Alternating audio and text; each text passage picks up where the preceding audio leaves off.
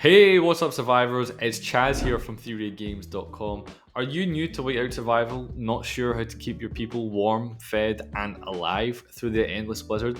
Or maybe you just want some tips on how to grow your city fast without wasting resources. Here's everything you need to survive your first days and build a super strong base. Whiteout Survival is an intense strategy and survival game set in a frozen post-apocalyptic world. You're the leader of a small group of survivors fighting to stay alive against the brutal cold, limited supplies, and constant danger. The game really puts your resource management and leadership skills to the test.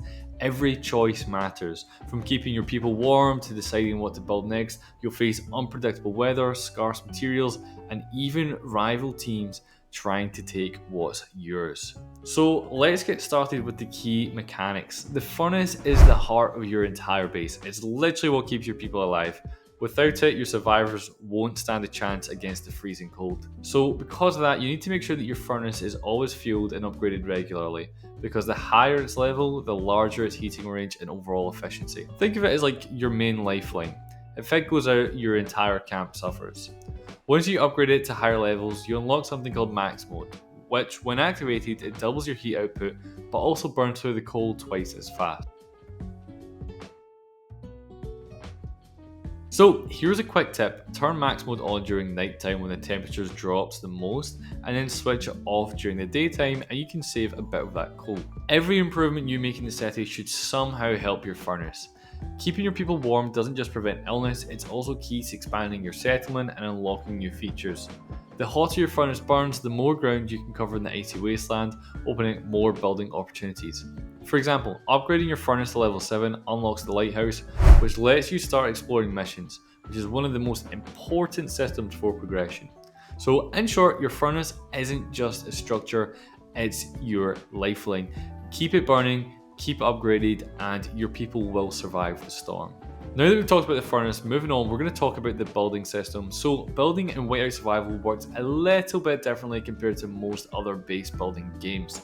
Instead of placing buildings wherever you want, you'll be constructing them on preset slots in your town. Each slot is tagged to a specific feature, so you'll just click on it and start building. It definitely makes construction easier and more organized, but it also means you have less creative freedom when it comes to designing your layout.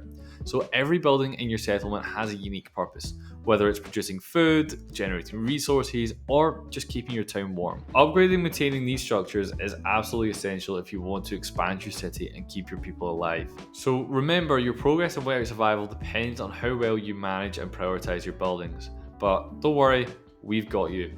Next, let's talk about which of those buildings you should be prioritizing, because this is where a lot of players waste time and resources in the early game. First up, we've got infantry camps. Always upgrade your infantry camps first. These directly determine the strength and capacity of your army, which is obviously going to affect your offense and your defense. Always upgrade infantry camps first before pushing to the next FC level. Next, we've got the furnace. This is your base's lifeline and also one of the key requirements for unlocking higher tier infantry and advanced features. If you're a low spender, a solid recommendation is to upgrade your furnace and infantry camps to FC2 first, and then focus on the command center. A good rule of thumb here is furnace, infantries, and then whatever the furnace needs next. Moving on to the embassy. Now this depends whether you're a solo player or you have a team to play with. Upgrading this helps your alliance coordination and can give you valuable buffs. It's especially useful during smaller events since it easily earns event points. One common strategy is to level up to 30. Focus on the embassy and whatever is needed for your furnace in the first two build queues. Now let's look at specific buildings, starting off with the command center. So the command center is great for increasing your rally and deployment capacity, but honestly it's not a top priority unless you're a rally leader. The command center is nice, but don't rush it unless you need the extra deploy or rally capacity. Next up is the infirmary. Only upgrade this if your hospital beds are constantly full, otherwise it's just a resource sink and it's not really worth it. And finally we have the War Academy. This one looks tempting, but for free to play players it's not worth prioritizing early. It's expensive, research takes forever, and it doesn't give much short-term benefit. The War Academy costs as much as a 4th infantry camp, so skip it unless you're spending, of course. Now, to summarize your early game upgrade path, we're going to go infantry camps first, then furnace, then embassy, and then everything else can wait. If you have an alliance that can help you out, consider upgrading your embassy first instead of the infantry camp, but basically these 3 buildings are going to be the buildings that you should be upgrading most of the time. Now keep in mind that you should regularly check if you're resource building these upgrades. For example, if you notice a shortage in a particular resource, obviously prioritize upgrading that corresponding resource so you can keep your supply nice and steady and avoid any bottlenecks as you're upgrading. Now, moving away from the buildings, next up, let's talk about the research. So, research trees and how you should prioritize them as you grow. First up, we have the growth tree. This one's super important early on because it significantly reduces the cost of leveling up your buildings and upgrades over time. Prioritize this over everything else, at least until you've hit around level 2 or 3 on the final tiers. It will pay off massively later. Next up, we have the war tree. This tree is all about increasing your combat strength. Try to focus on the march size upgrades first. They'll give you the best value early game. The rest can stay at around 1 out of 6 levels for now until you're stronger. Then there's the resources. Honestly, the resources you get from the buildings are pretty small compared to what you can gather outside. Always make sure your infantry are out gathering when you're not doing anything else. Now, pro tip, use 250 gem gathering buff whenever you can. That will help you keep up with the growing costs of the other research trees, especially since steel will become your biggest bottleneck later on. Once you've maxed out growth and war, then you can come back and invest more into the resource tree. Now, a question a lot of players ask, should you spend your general speed ups on research or construction? The honest answer, well, it depends. Generally, I'd lean towards research since that gives long-term benefits, but if your state has Fortress Conquest active, it might actually be smarter to focus on those barracks upgrades, like pushing FC1, FC3, FC5, FC8, instead of using all your speed ups for a tiny 1% boost in infantry attack or research speed. Whiteout Survival is all about balance and timing. Make the call based on your current needs and the event schedule.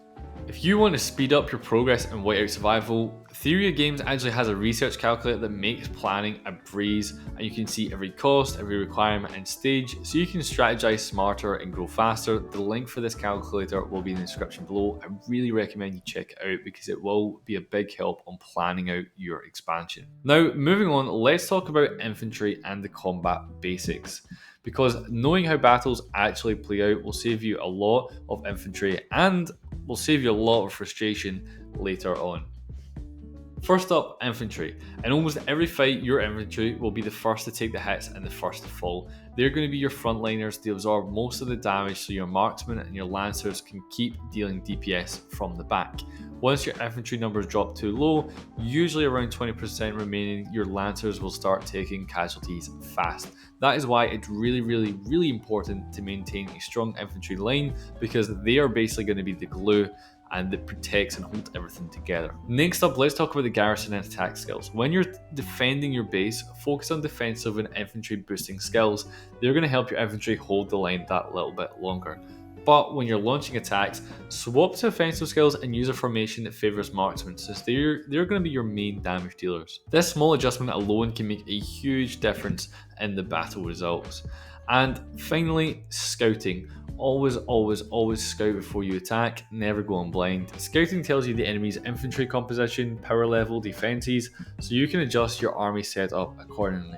If you see someone sitting there with 2 million power and you're charging in without scouting, well, you're basically asking to lose. So remember, strong infantry, smart skill use, and proper scouting. Those 3 things separate survivors from the frozen casualties.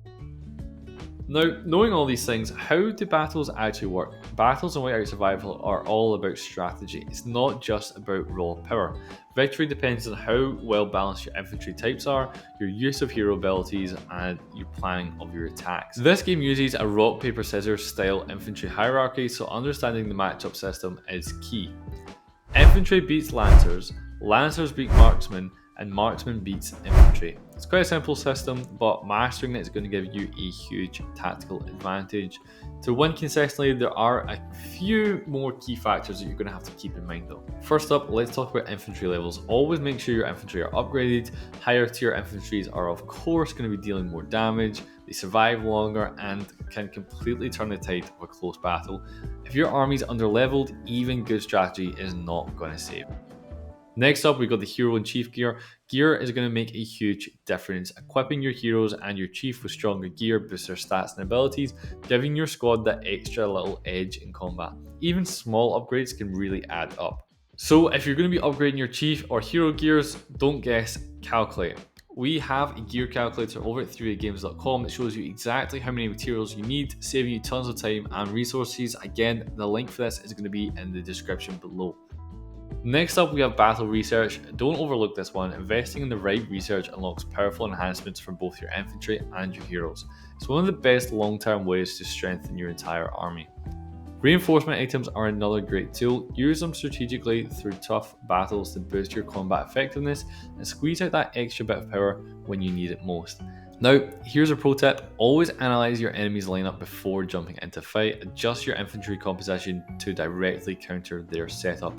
Sounds quite simple, but this one habit alone can drastically increase your win rate and save you tons of resources in the long run.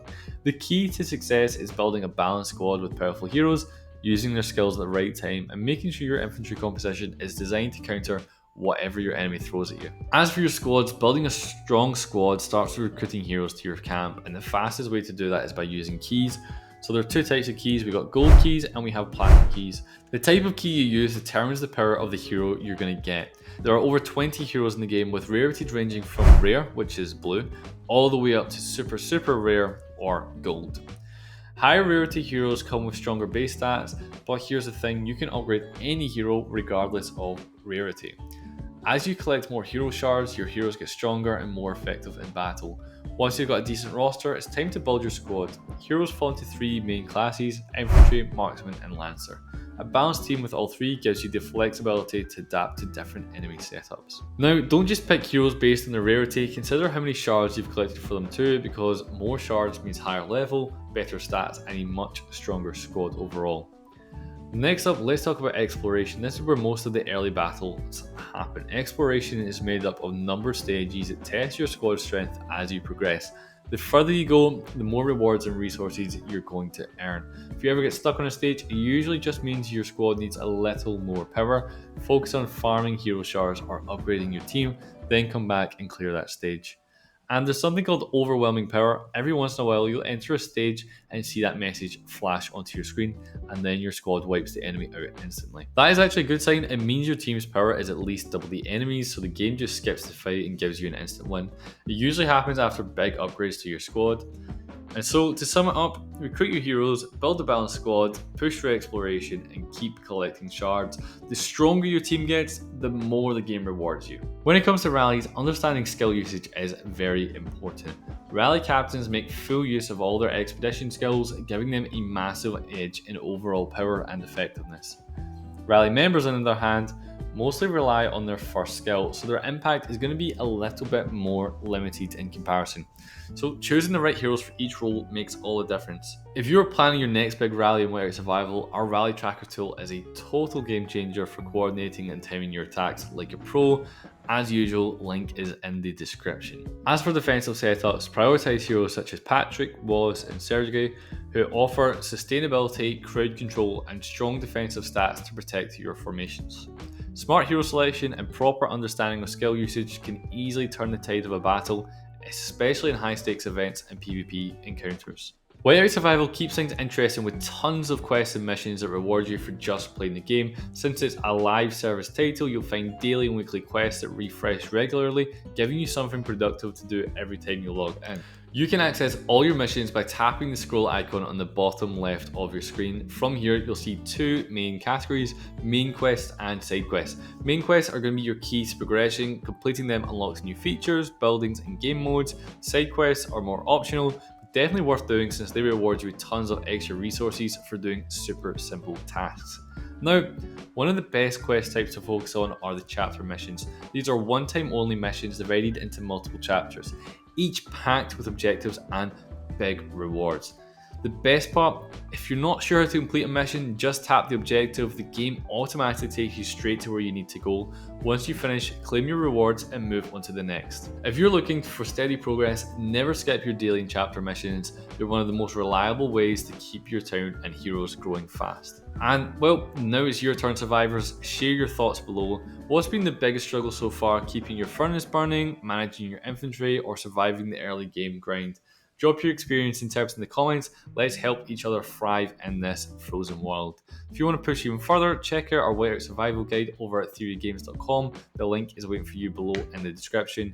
And before you go, don't forget to like and subscribe and hit that bell icon so you never miss another one of our survival guides. Because remember, in Whiteout Survival, it's not just about building a city, it's about keeping hope alive when the world has already frozen over.